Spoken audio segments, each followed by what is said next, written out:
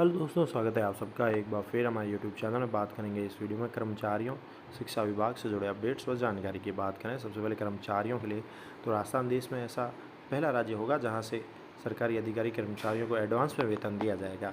राजस्थान देश में ऐसा करने वाला पहला राज्य है। तो 1 जून से सरकारी कर्मचारियों के लिए नई व्यवस्था शुरू होगी, जिसमें राज्य सरकार के अधिकारी कर्मचारी अपने आकस्मिक खर्चे ज़रूरत के लिए जो है अपनी सैलरी की जो भी आधी राशि है एडवांस में ले सकेंगे। एक बार में अधिकतम 20,000 रुपये का उनको भुगतान होगा। यह व्यवस्था 1 जून से लागू होने जा रही है। इस तरह की शुरुआत करने वाला राजस्थान देश का पहला राज्य है।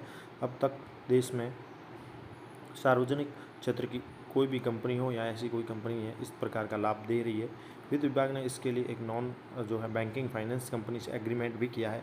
आने वाले कुछ दिनों में वित्तीय संस्थानों से एग्रीमेंट करने की तैयारी है और फिर इसको लागू भी किया जाएगा। तो कार्मिकों को इससे क्या लाभ होगा कि अचानक आने वाले जो भी छोटे ज़रूरतमंद के काम हैं, कहीं से पैसा उधार लेने की ज़रूरत नहीं होगी। सरकार एडवांस वेतन पर कोई ब्याज भी नहीं लगी। वित्तीय संस्था केवल ट्रांजैक्शन चार्ज वसूल करेगी।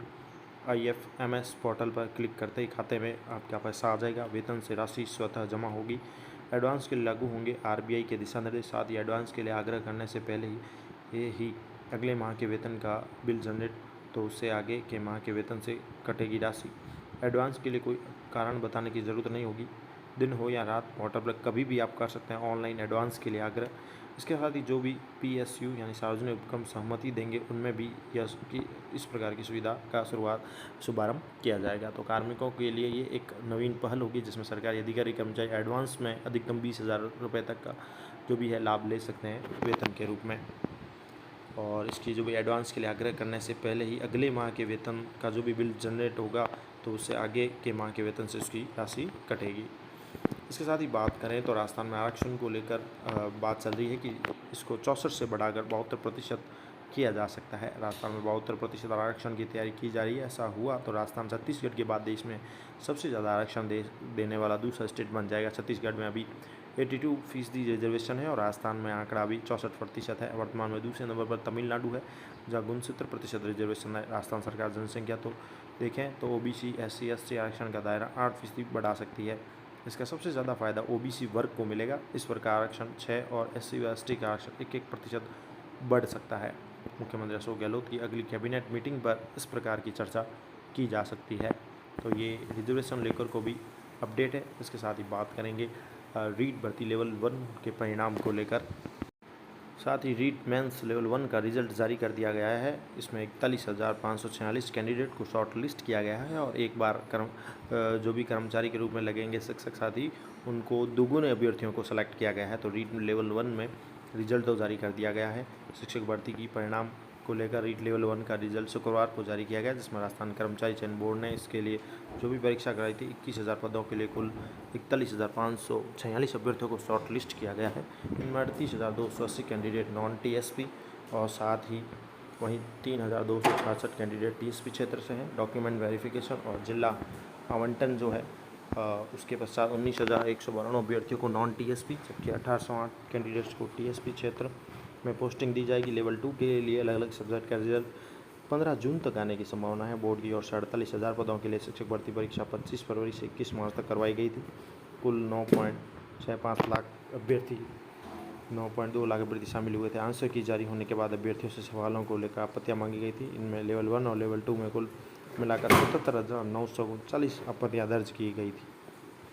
बात करें अगली खबर की तो 24 जून से शुरू होगा स्कूलों में नया सेशन। निजी स्कूलों में अभी तैयारियां शुरू। शैक्षणिक सत्र 2023-24 के तहत सभी राजकीय और निजी स्कूल 24 जून से ओपन होंगे।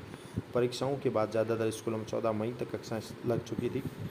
अब बात करें तो समर वैकेशन शुरू हो गए हैं। स्कूलों में 17 मई से वैकेशन शुरू हो गए थे, लेकिन सभी स्कूल अभी 24 जून से एक साथ शुरू होंगे। कक्षाएं शुरू करने के लिए निजी स्कूलों में अभी से तैयारियां शुरू कर दी गई है। स्टूडेंट को वैकेशन होमवर्क भी दिया गया था। इस आधार पर अब टेस्ट लेने की भी तैयारियाँ स्कूल खुलते ही शुरू हो जाएगी।